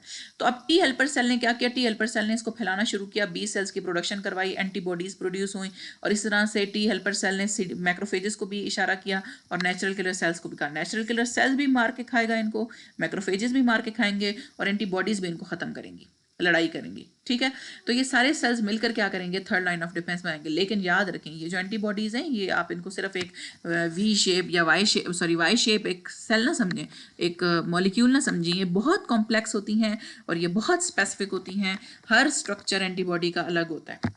ठीक है, तो खैर ये एक छोटी सी इसकी एग्जाम्पल थी। इसमें बहुत कॉम्प्लिकेटेड लाइंस हैं, बहुत कॉम्प्लिकेटेड सीरीज ऑफ रिएक्शंस हैं। नेक्स्ट हमारे पास है अडॉप्टिव इम्यूनिटी के फंक्शन। तो सबसे पहले क्या करती है, ये पैथोजन को आइडेंटिफाई करेगी, वो पैथोजन है क्या, वो वाकई में पैथोजन है या वैसे ही कोई पार्टिकल है। फिर ये अपने टी और बी सेल्स को एक्टिवेट करेगी। जैसे ही टी और बी सेल्स को एक्टिवेट करेगी तो बी सेल क्या करेगा, टिक टिक 1, टिक टिक 2, टिक टिक 3। ओके, बताएं प्लीज, जहन में सोचें आप लोग। अगर तो आपका जवाब एंटीबॉडी की प्रोडक्शन है तो आप बिल्कुल ठीक कह रहे हैं, या नेचुरल किलर सेल्स या मैक्रोफेजेस की प्रोडक्शन है तो ठीक कह रहे हैं, लेकिन कोई और जवाब था तो गलत कह रहे हैं। अच्छा, टी सेल क्या करेगा, हमने 4 टाइप्स पढ़ी हैं। अच्छा, बी सेल में प्लाज्मा सेल्स भी आ गए। टी सेल क्या करेगा, 4 टाइप्स पढ़ी हैं हमने, क्या क्या करेगा, जहन में सोचें। टी सेल पहला काम करेगा जी, थाइमस से रिलेट कर रहा था। अगर आप देखें, memory cells T cell produce कर रहा था, suppressor T cell, helper T cell, ये सारे cytotoxic T cells. Cytotoxic T cell killing करेगा, हेल्पर टी सेल हेल्प करेगा। सप्रेसर टी सेल जब सारे इम्यूनिटी फंक्शंस हो जाएंगे तो सप्रेस कर देगा इम्यूनिटी सेल्स को। और हेल्पर टी सेल्स, अच्छा एक और रह गया ना, सप्रेसर, हेल्पर, साइटोटॉक्सिक, और चौथा कौन सा था, मेमोरी। यस, मेमोरी बनाएगा। ठीक हो गया, वेरी गुड, आपको मेमोरी याद था, मुझे नहीं याद था। एलिमिनेशन, जब भी किसी फॉरेन पार्टिकल को ये मार के खाएंगे तो उसको बॉडी से भी रिलीज करेंगे, ये नहीं कि बॉडी में डंप करते जाएंगे। मेमोरी सेल्स बनाएंगे, टी सेल्स स्पेसिफिक होंगे। ऐसा नहीं है कि एक ही एंटीबॉडी बनी है, वो कोविड के अगेंस्ट भी लड़ रही है, वो हेपेटाइटिस बी के अगेंस्ट भी लड़ रही है, हेपेटाइटिस सी के अगेंस्ट भी। No, there will be specific antibody for each and every component. अगर वायरस कोई आया है तो उसी वायरस की एंटीबॉडीज बनेंगी, किसी और वायरस की नहीं। किसी और वायरस के अगेंस्ट वो काम नहीं कर सकेंगी। अडॉप्टेशन, अब इस इम्यून रिस्पॉन्स के एक्सपोजर में रिपीटेड एक्सपोजर के तौर पे अपने आप को अडॉप्ट करेगी और हमारी बॉडी को लॉन्ग टर्म के लिए प्रोटेक्ट करेगी। अच्छा जी, बहुत इंपॉर्टेंट टॉपिक है वैक्सीन्स का। वैक्सीन्स क्या है, let me have a quick break और फिर मैं वापस आती हूँ। Okay, so next is what are vaccines. तो स्टूडेंट्स, वैक्सीन्स क्या हैं, ये हमारी बॉडी को आने वाले फ्यूचर वायरसेस, बैक्टीरियाज या पैथोजेंस या फॉरेन पार्टिकल्स से बचाती हैं। इनके अगेंस्ट हमारी बॉडी में ऑलरेडी मेमोरी सेल्स अवेलेबल होते हैं। तो ये वैक्सीन्स का एक्शन क्या है, तो जब आप लोग बहुत छोटे थे, आप लोगों को याद होगा, आप लोगों ने पोलियो वैक्सीन लगाई थी। पोलियो वैक्सीन हो या हेपेटाइटिस की वैक्सीन्स हो या किसी भी फ्लू, मम्स, फीवर, किसी भी चीज़ की वैक्सीन्स हो, उन वैक्सीन्स के अंदर होता क्या है। लेट्स सपोज ये वैक्सीन की वाइल है, ठीक है, ये वैक्सीन की डोज है, ठीक है, इसके ऊपर कैप लगा हुआ है, ठीक है। इसके अंदर क्या है, किल्ड या वीकेंड जर्म्स अवेलेबल होते हैं। जैसे अगर मिसाल के तौर पर if this is for polio vaccine, तो पोलियो वैक्सीन के अंदर पोलियो के ही वीकेंड या किल्ड जर्म्स होंगे। अब ये वैक्सीन हमारी बॉडी में इंजेक्ट कर दी जाती है या हमें पिला दी जाती है, ठीक है। तो हमारी बॉडी के सेल्स को नहीं पता कि ये किल्ड थे या वीकेंड थे। वीकेंड मतलब कमज़ोर जर्म्स थे। तो हमारी बॉडी क्या करती है, समझती है इसको नॉन सेल्फ पार्टिकल और धड़ाधड़ इम्यून सेल्स बनाना शुरू कर देती है इसके रिस्पॉन्स में। अब हमारी बॉडी को इससे इफेक्ट कोई नहीं होता, यानी हमारी बॉडी को पोलियो नहीं होता, लेकिन हमारी बॉडी क्या करती है, इसको समझती है कि ये पोलियो के हैं, तो हमारी बॉडी क्या करती है, इसका रिस्पॉन्स देना शुरू कर देती है और इसके रिस्पॉन्स में इम्यून सेल्स बनाना शुरू कर देती है। जैसे ही हमारी बॉडी इसके रिस्पॉन्स में इम्यून सेल्स बनाती है तो जाहिर सी बात है इसमें टी सेल्स भी बनेंगे, बी सेल्स भी बनेंगे और मेमोरी टी सेल्स भी बनेंगे। अब ये मेमोरी टी सेल्स पूरी लाइफ के लिए, समटाइम हाफ लाइफ के लिए डिपेंड करता है। जैसे मिसाल के तौर पर आप लोगों को पोलियो की डोज 5 ईयर तक लगती जाती है। इसी तरह से कोविड की वैक्सीनेशन आपको 2 बार लगी थी और फिर बूस्टर लगा था। इसी तरह से मे बी मीजल मम्स की वैक्सीन लाइफ में एक बार लगती है या 3 महीने तक लगती है। तो डिपेंड करता है, हर वैक्सीन का अपना एक्शन है। किसी को 5 सालों तक लगती है, किसी को ज़िंदगी में बुढ़ापे में जाके दोबारा लगती हैं। तो ये डिपेंड करता है इलनेस के ऊपर, ठीक है। तो ये मेमोरी सेल्स क्या करेंगे, लाइफ टाइम या कुछ अरसे तक या जितना इसका प्रिस्क्राइब्ड एरिया है उस अरसे तक आपको बचाएंगे इस बीमारी से। तो ये वो किल्ड या वीकेंड जर्म्स होते हैं उस वैक्सीन के अंदर, जिस वैक्सीन की वजह से आपके पास मेमोरी सेल्स डेवलप हो जाते हैं, ठीक है। हमारी बॉडी क्या करती है, जैसे ही वैक्सीन बॉडी के अंदर आती है तो सबसे पहले प्राइमरी इम्यून रिस्पॉन्स शुरू होता है, इसको समझने की कोशिश करती है, ठीक है। और प्राइमरी इम्यून रिस्पॉन्स की वजह से क्या पता एंटीबॉडी की प्रोडक्शन थोड़ी सी कम आए, जिसकी वजह से आपको डाउनफॉल एक नजर आता है, ये नीचे की तरफ जाता है। लेकिन सेकेंड वैक्सीनेशन, ये फर्स्ट वैक्सीनेशन की बात है, पहली वैक्सीनेशन। फिर जब सेकंड वैक्सीनेशन यहाँ पर आई ना, सेकंड वैक्सीनेशन इस पॉइंट पर आई, तो सेकंड वैक्सीनेशन के बाद क्या होता है कि एकदम से बॉडी हाइप क्रिएट करना शुरू कर देती है, सेल ज़्यादा बनना शुरू हो जाते हैं, एंटीबॉडी ज़्यादा बनना शुरू हो जाती हैं, ठीक है। फिर इसके बाद अगर बूस्टर लगे तो वो इसको और हाइप क्रिएट करती है, फिर ये डाउनवर्ड होता है तो फिर एक बूस्टर लगा दिया जाता है। आपको पता होगा 2 बार कोविड वैक्सीन लगी, 1 बार बूस्टर लगा है, तो इसका मतलब है कि ये अगेन जो है वो हमारी इम्यून सेल्स को बढ़ावा दे देगी। तो एंटीबॉडीज़ देखें पहले शुरू में कम थी, फिर ज़्यादा होते होते देखें कितनी ज़्यादा हो गई हैं, ज़्यादा हो गई हैं। तो बेसिकली ये वैक्सीन के लगने की वजह से था। तो ये इम्यून सेल्स को सिखाती हैं कि किस तरह से उन्होंने आइडेंटिफाई करना है या लड़ाई करनी है उन फॉरेन पार्टिकल्स के अगेंस्ट, और ये हमें प्रोटेक्ट करती हैं और ये हमें बीमारी से बचाती हैं, हम ज़्यादा लंबे अर्से तक हॉस्पिटलाइज्ड रहें इससे बचाती हैं, इवन डेथ से भी बचाती हैं, ठीक है। और prevent the spread of disease in communities. Herd immunity का मतलब है कि ये अपनी कम्युनिटी के अंदर, जैसे एक बंदे को वैक्सीनेशन हुई है और उसको कहीं से बीमारी लग भी गई है तो उसकी बॉडी ने सेल्स बनाए हुए थे ना, तो वो बीमारी आगे फैलाएगा नहीं, जल्दी से बीमारी उसके अंदर ख़त्म हो जाएगी, तो बीमारी आगे फैलेगी नहीं, ठीक हो गया। ओके, नेक्स्ट चलते हैं।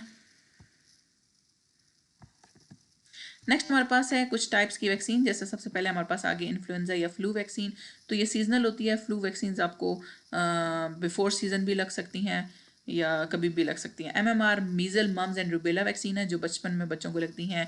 DTaP वैक्सीन डिफ्थेरिया, टेटनस और पेटुसिस के लिए होती हैं। अच्छा, ये जो बीमारियों के नाम मैं ले रही हूँ ये नॉर्मली आप सब लोगों को पता होंगे, जिसमें से अगर नहीं पता यू कैन गूगल इट, इनको जस्ट आपने याद करना है। कोविड-19 वैक्सीन SARS-CoV-2 वायरस के अगेंस्ट लगी थी और इसकी वजह से स्वेयर इलनेस से हम बचे थे, हॉस्पिटलाइजेशन से और इवन डेथ से भी बच गए थे, ठीक हो गया।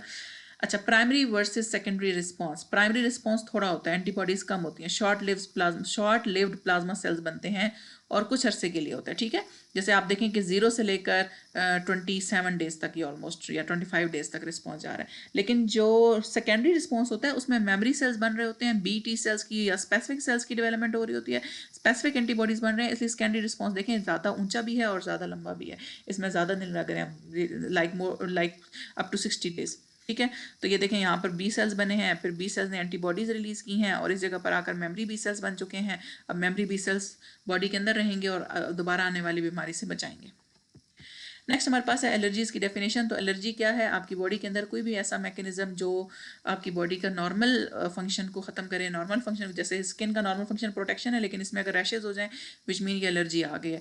लंग्स के अंदर एलर्जी आए तो ब्रीदिंग में दुश्वारी होती है। नोज़ के अंदर एलर्जी आए तो आपको स्नीजिंग होती है, रनी नोज स्टार्ट हो जाती है, टेम्परेचर हाई होना शुरू हो जाता है, रेडनेस हो, एडिमा हो, कफ हो, हेडेक हो, लैक्रीमेशन, ये जो आपकी आई के अंदर से जो है वो जो आपका लैक्रीमल ग्लैंड है, जो टीयरिंग ग्लैंड है वो ज़्यादा टीयर्स प्रोड्यूस करे, तो ये सारी चीज़ें क्या कर रही हैं, ये एलर्जी का निशान बन रही हैं, ठीक है। अब एलर्जी जो है वो ये जेनेटिक वजह से भी हो सकती है, यानी जीन्स के अंदर भी होती है, कुछ लोगों को जीन्स में होता है कि उनको रैशेज होते हैं बार बार। एनवायरमेंटल एक्सपोजर की वजह से होती है, एनवायरमेंट में कोई ऐसा पैथोजन है जिसने आपको एलर्जी कॉज कर दी है। इसी तरह से आपकी जो इंटेस्टाइन यानी गट के अंदर जितना भी माइक्रोबायोटा है, माइक्रोबियल जो काउंट है वहाँ पर वो अगर डिस्टर्ब्ड है, इस तरह से इम्यून सिस्टम हाइपर एक्टिव हो चुका है, या लीकी गट सिंड्रोम यानी कि आपकी जो गट है, जो इंटेस्टाइन है वो लीकेज है उसमें। एलर्जेंस में एयरबोर्न मतलब एयर से निकलने वाले, जैसे हमने पोलेंस की एग्जांपल, डस्ट की, माइट्स की, मोल्ड कहते हैं फंगस को, ठीक है। डस्ट माइट्स मतलब डस्ट पार्टिकल्स। फूड में पीनट से कुछ लोगों को एलर्जी होती है, कुछ लोगों को मिल्क से एलर्जी होती है, ठीक है, कुछ लोग मिल्क नहीं। इसी तरह एग फिश से एलर्जी होती है, जैसे ही वो एग या फिश खाएं उन्हें जिसम पर रैशेस स्टार्ट हो जाते हैं। कुछ लोगों को इवन चिकन से भी अब एलर्जी आ रही है। इस तरह insect bee, wasp, hornet, yellow jacket, ये सारे इंसेक्ट्स की एग्जांपल है। मेडिकेशन में कुछ लोगों को कुछ तरह की मेडिसिन से एलर्जी होती है। प्लांट्स बेस्ड एलर्जी, कुछ लोगों को कुछ पौधों से एलर्जी होती है। इस तरह कुछ लोगों को कुछ गम से एलर्जी होती है। लैटेक्स यानी कि अगर वो ग्लव्स पहनेंगे तो उन्हें एलर्जी स्टार्ट हो जाती है हाथों पे। पेट से एलर्जी होती है, कुछ लोग अगर घर में कोई कैट या डॉग रखें उनके बच्चों को एलर्जी स्टार्ट हो जाती है। इस तरह घर के केमिकल जिसमें क्लीनर्स आ जाते हैं, फ्रेगरेंसेज यानी कि आप लोगों की जो परफ्यूम्स हैं वो आ जाते हैं, कॉस्मेटिक्स के प्रोडक्ट्स आ जाते हैं, ठीक हो गया। अच्छा, सिम्टम्स में क्या है? रिस्पिरेटरी इन्फेक्शन हो सकते हैं, स्किन के ऊपर इचिंग वगैरह हो सकती है, गैस्ट्रो इंटेस्टाइनल ट्रैक्ट खराब हो सकता है, आपको वॉमिटिंग, नोजिया हो सकता है, कार्डियोवैस्कुलर डिजीजेज हो सकती हैं।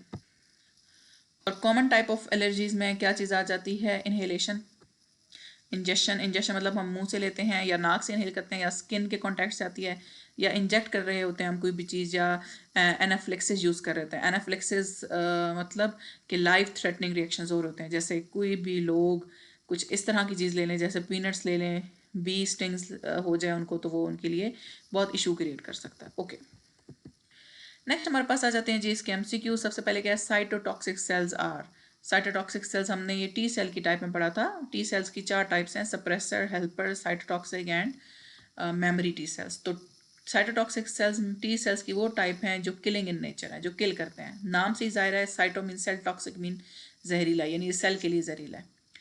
Antibodies provide adaptive immunity. Adaptive immunity second third line of defence में है ना, तो ये attaching with specific antigen, yes, ये एंटीबॉडी एंटीजन के साथ अटैच होती है। अगर आपको याद हो, हमने कोविड में अभी अभी पढ़ा है, कोविड की ये नहीं, यहाँ पर नहीं वाजे हो रहा, चलें पीछे चलते हैं, कहीं पर आप लोगों को ये शो हो जाएगा। बहुत अच्छे, यहाँ पर ये कोविड के एंटीजन है, और देखिए एंटीबॉडीज वाई शेप जो है इसके साथ अटैच हो रही हैं। तो पहला फंक्शन तो ठीक है, एंटीजन के साथ एंटीबॉडी अटैच होती है, ठीक है। Next, killing pathogen after recognition, yes, ये एंटीबॉडी किल भी कर रही है। Neutralising toxin by combining with them, yes, ये न्यूट्रलाइज कर रही है, टॉक्सिन्स को खत्म कर रही है। तो all of the above is the correct option. Innate immune system can protect us from disease by acting on, हर तरह के इनेट इम्यून सिस्टम हमें हर तरह के इन्फेक्शन से जनरली बचा रहा है, कोई स्पेसिफिक चीज़ नहीं है, स्पेसिफिक चीज़ नहीं है। So B option is correct. Fever is harmful for growing of pathogens, pathogens grow ना करें उसके लिए फीवर हार्मफुल है। Macrophages and dendritic cells, macrophages, अच्छा कहाँ पे थे हम, macrophages and dendritic cells are monocyte, हमने पीछे पढ़ा था, मोनोसाइट्स के एग्जांपल में मैक्रोफेजेस एंड डेंड्रिटिक सेल्स आते हैं। Okay, after birth all types of blood cells are formed in, birth के बाद सारे के सारे ब्लड सेल्स बोन मैरो में बनते हैं, हमने पीछे पढ़ा है, ठीक है। कुछ की फिर मेचोरेशन अलग अलग जगह होती है, जैसे रेड ब्लड सेल्स लिवर में जाके या स्प्लीन में जाके मेच्योर होते हैं। टी सेल को पढ़ा हमने, थाइमस में मेच्योर होते हैं। बी सेल्स को हमने अभी पढ़ा है कि वो बोन मैरो के अंदर ही मेच्योर होते हैं। When one receives a booster dose of vaccine for COVID-19, booster dose तीसरी डोज थी, ठीक है। Which type of T cells most directly stimulated, कौन से T cells ज़्यादा डायरेक्टली स्टिमुलेट होंगे, तो मेमोरी T cells, ठीक है। बूस्टर डोज बेसिकली मेमोरी बनाने के लिए होती है। Role of clotting in immunity to prevent entry of pathogens, clot क्यों बनता है, ताकि बाहर से मजीद पैथोजेंस अंदर बॉडी के इंटर ना हो सकें। Vaccination and disease exposure strengthen, vaccine करवाएं या डिजीज से जितना ज़्यादा आप नज़दीक रहेंगे आपका थर्ड लाइन ऑफ डिफेंस मजबूत होता जाएगा। अच्छा, allergy is over reaction of immune system to harmless substances, तो एलर्जी अक्सर हमें ऐसी चीज़ों से हो रही होती है जो वैसे हार्मफुल नहीं होती। जैसे अभी हमने पढ़ा कि कुछ लोगों को पीनट्स से एलर्जी होती है, लेकिन कुछ लोग पीनट्स बहुत अच्छे से खा सकते हैं, मूंगफलियाँ। तो ये डिपेंड करता है, ये हार्मलेस सब्सटेंसेस होते हैं जो बॉडी के अंदर एलर्जी का रिएक्शन कॉज करते हैं। नेक्स्ट आ जाते हैं हमारे पास क्वेश्चंस। तो अगर जिसने पूरा चैप्टर बहुत अच्छे से सुना होगा वो क्वेश्चंस बहुत इजीली देख लेगा, और जिसने पूरा चैप्टर आगे करके सुना है वो नहीं देख सकेगा। List the steps of immune responses, तो ये स्टेप्स हैं इम्यून रिस्पॉन्सेज के। सबसे पहले ये बॉडी के पैथोजन को रिकॉग्नाइज करेगा, आइडेंटिफाई करेगा कि वो सेल्फ है या नॉन सेल्फ है।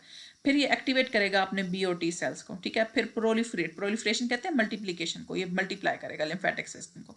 अटैक करेगा इम्यून सेल्स और फिर मेमोरी बना देगा ताकि नेक्स्ट आने वाले उसके लिए ना हो। अच्छा, draw flow chart of types of white blood cells, white blood cells की टाइप्स हमने पीछे पढ़ी हैं, वहीं से देख लेते हैं। वो ज़्यादा अच्छी थी, मुझे वो ज़्यादा अच्छी लगी हैं। क्यों ज़्यादा अच्छी लगी हैं, क्योंकि आपकी बुक में ग्रेनुलोसाइट और एग्रेनुलोसाइट।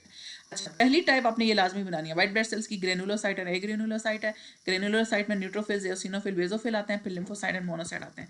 लेकिन इस चीज़ को भी आप इसमें कंसिडर करेंगे, ठीक है। इसी तरह की फिगर हमने एंड पे दी हुई है, हम उसी को देख लेते हैं। ये चीज़ यहाँ ये ज़्यादा अच्छी है आपकी बुक के हवाले से। वो पीछे वाला ज़रा फर्स्ट ईयर सेकेंड ईयर वाला आ जाएगा।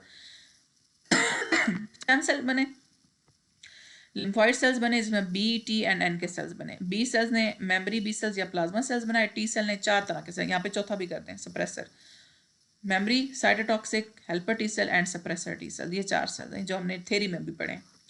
और नेचुरल किलर सेल्स, ये एक अच्छा फ्लो चार्ट है, आप चाहें तो आप ये वाला भी बना सकते हैं, दिस वन, ठीक है। इसमें स्टेम सेल्स हैं, लिम्फॉइड सेल एक तरफ हो गए, माइलॉइड सेल्स एक तरफ हो गए। लिम्फॉइड सेल्स लिम्फोब्लास्ट बनाएंगे जिनमें एन के सेल्स, टी सेल्स और बी सेल्स बनेंगे। और माइलॉइड सेल्स में एंड वाले ये वाले आप लिख सकते हैं, platelets, erythrocytes, basophil, neutrophils, eosinophils and monocytes. अगर आप चाहें तो आप सारा भी याद कर लें, कोई इतनी मुश्किल बात नहीं है। हाँ, lymph nodes prevent the spread of pathogen in body. तो लिम्फ नोड्स मैंने कहा छोटे छोटे गोल मटर के दानों के जैसे नोड्स हैं, और ये नोड्स क्या करेंगे, पैथोजेंस को या एक्स्ट्रा कूड़ा करकट को अपने अंदर जज्ब कर लेंगे, जिसकी वजह से ये स्वेलिंग हो जाती है। तो बेसिकली वो फिर वहाँ पर जब जमा हो जाएंगे ना नोड के अंदर, तो वो फिर पूरी बॉडी में फैल नहीं सकेंगे। तो उनके फैलाव से बचाने के लिए नेचर ने लिम्फ नोड्स रखे। Name few vaccines and the diseases they control. BCG vaccine TB को कंट्रोल करती है, पोलियो पोलीमाइलाइटिस को कंट्रोल करती है, एमएमआर मीजल मम्स एंड रूबेला। अच्छा, ये मम्स एंड रूबेला नीचे लिखे हुए हैं, आप बेशक इनके साथ लिखते हैं। हेपेटाइटिस बी को कंट्रोल करेगी, और इन्फ्लुएंजा वैक्सीन फ्लू को कंट्रोल करेगी, और कोविड-19 वैक्सीन कोविड-19 को कंट्रोल करेगी। तो आप इसमें से बहुत ज़्यादा लिख सकते हैं। What are the type of memory cells? Memory cells क्या हैं? मेमोरी सेल्स दो तरह के हैं, एक मेमोरी बी सेल्स, एक मेमोरी टी सेल्स, और इनका सारा काम यही है, बेसिकली ये टी सेल्स के ज़्यादा करीब है, ठीक है। टी सेल्स के मेमोरी सेल्स बनते हैं। तो ये जी ये क्या करेंगे, लॉन्ग टर्म के लिए हमारी बॉडी को इन्फेक्शन से बचाएंगे। Why booster dose of vaccine are important? अभी अभी पढ़ा है हमने एमसीक्यू में भी कि क्या करता है कि ये दोबारा से इम्यून सिस्टम को एक्टिवेट करता है और मेक श्योर करता है कि मेमोरी सेल्स इनफ बन जाए, और लॉन्ग लास्टिंग होता है ये। What are symptoms of allergy? हमने 4-5 तरह के सिम्टम्स पढ़े हैं। रेस्पिरेटरी ट्रैक को इन्फेक्ट करेगा, जिसमें स्नीजिंग, कंजेशन, कफिंग होगी। स्किन को, जिसमें इचिंग, रैशिंग वगैरह हो जाएगा, हाइव्स स्टार्ट हो जाएंगी। गैस्ट्रोइंटेस्टाइनल ट्रैक में नोजिया एंड डायरिया और एनाफ्लेक्सिस स्टार्ट हो जाते हैं, बंदे को दौरे पड़ना शुरू हो जाते हैं प्रॉपर, अगर पीनट वगैरह या मिल्क वगैरह से एलर्जी हो तो। Name different causes of allergy. Genetic हो सकती हैं, एनवायरनमेंट के एक्सपोजर की वजह से हो सकती हैं। आपको पोलन्स वैसे एलर्जी कॉज नहीं करते, लेकिन कुछ लोगों को करते हैं। इम्बैलेंस्ड गट माइक्रोबायोम हो सकता है, आपकी गट माइक्रोबायोटा आपको कभी एलर्जी नहीं करवाते, लेकिन कुछ लोगों को करवाते हैं। Over reactive immune system, immune system हमेशा सप्रेस हो जाता है। आपने पढ़ा था सप्रेसर टी सेल्स एक टाइप है टी सेल्स की। वो क्या करते हैं, जब सारा एक्शन हो जाए तो वो हमारे इम्यून सिस्टम को सप्रेस करते हैं। लीकी गट, लीकी गट का मतलब है गट लीक हो रही है। विच सब्सटेंसेस कॉज एलर्जी? एयरबोर्न है, फूड है, इंसेक्ट है। इंसेक्ट के स्टिंग, जैसे आपको किसी मक्खी ने काट लिया है, किसी हनी बी की या बीज ने या वैस ने काट लिया। अच्छा, मेडिकेशन में एंटीबायोटिक्स हैं, एनएस एड्स हैं, प्लांट्स हैं, लेटेक्स है, पेट्स हैं, हाउस होल्ड है। इन सबको हम पढ़ चुके हैं पहले। जो चीज़ मैं पढ़ा देती हूँ फिर मुझसे दोबारा नहीं पढ़ाई जाती, लेकिन ये बहुत सिंपल है, बहुत ईजी है एलर्जी के causing. Right the differences between granulocytes and A granulocytes. अच्छा, ये डिफरेंसेस सारे जो हैं ये आगे टेबल की फॉर्म में हमने दिए हैं। सबसे पहले आ जाता है ग्रेनुलोसाइट, लिम्फोसाइट्स। और ग्रेनुलोसाइट और लिम्फोसाइट में जो डिफरेंस है, ग्रेनुलोसाइट में ग्रेन्स होते हैं, ग्रेन्यूल्स होते हैं, और इसमें कोई ग्रेन्यूल नहीं होते। ग्रेनुलोसाइट छोटे होते हैं, ये लंबे होते हैं, ये फैगोसिटिक करते हैं, इन्फ्लेमेशन करते हैं, और ये बी और टी सेल्स बनाते हैं, ठीक है। अगर आपको इसको वैसे डिफरेंस देखना है तो हम पीछे इस स्लाइड पर पढ़ चुके हैं जी, इस स्लाइड पे, ठीक है, वाइट ब्लड सेल्स की टाइप्स वाली स्लाइड पे।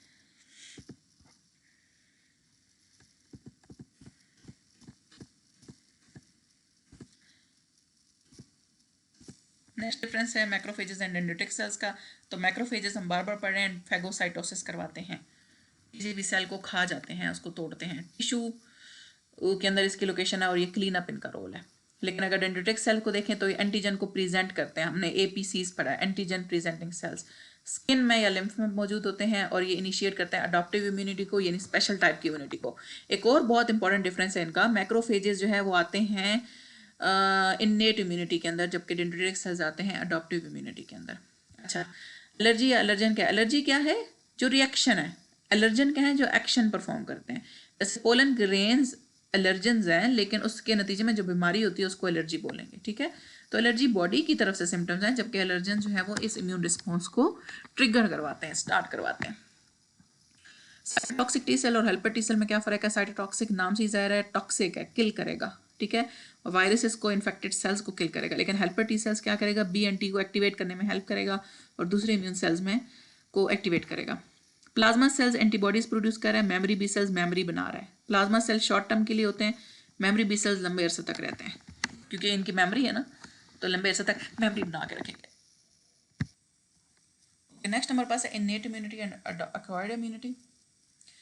इनेट इम्यूनिटी स्टार्टअप इम्यूनिटी है, नॉन स्पेसिफिक इन नेचर है, और ऐसी चीज़ों से बंदे को बचाएगी जो ओवरऑल पूरी बॉडी में थ्रू आउट द लाइफ रहती हैं। एक्वायर्ड इम्यूनिटी वो है जो किसी भी पैथोजन के अगेंस्ट स्पेशल टाइप की इम्यूनिटी क्रिएट होती है, जिसमें बी सेल्स टी सेल्स आते हैं, और इसमें आपको पता है स्किन और फैगोसिटिक सेल। अब मेरा एक सवाल है जो पूरे चैप्टर में मैंने पढ़ाया है, वो कौन से सेल्स हैं जो इनेट और एक्वायर्ड दोनों के अंदर आते हैं? उसमें एक ही सेल का नाम है। अब आप लोग मुझे कमेंट में बताएंगे कि वो कौन सा सेल है। अगर आप लोग पिक्चर को पीछे देखेंगे तो आप लोगों को नज़र आ जाएगा, ठीक है। Okay, here we come to the end of this chapter. Now अब हमारे 2 चैप्टर्स रह गए हैं और दोनों चैप्टर्स इजी हैं, biotechnology and biostatistics and data analysis. तो हम जल्दी कोशिश करेंगे इनको कवर अप करें। Thank you so much for your patience. कोई चीज़ समझ ना आई हो, I am available, you can just comment in the chat box और वहाँ पे जी हम आपको आंसर करेंगे। Thank you so much. अल्लाह हाफिज़।